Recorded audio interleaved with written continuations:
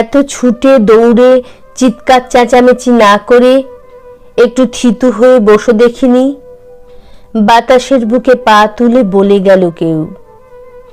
রক্ত মাংসের ঘূর্ণি জল দেহ আমাদের সব রিপুজাল ছিঁড়তে পারলেও বিদ্রোহে বিষাদে ফেটে পড়ে খিদের পেট।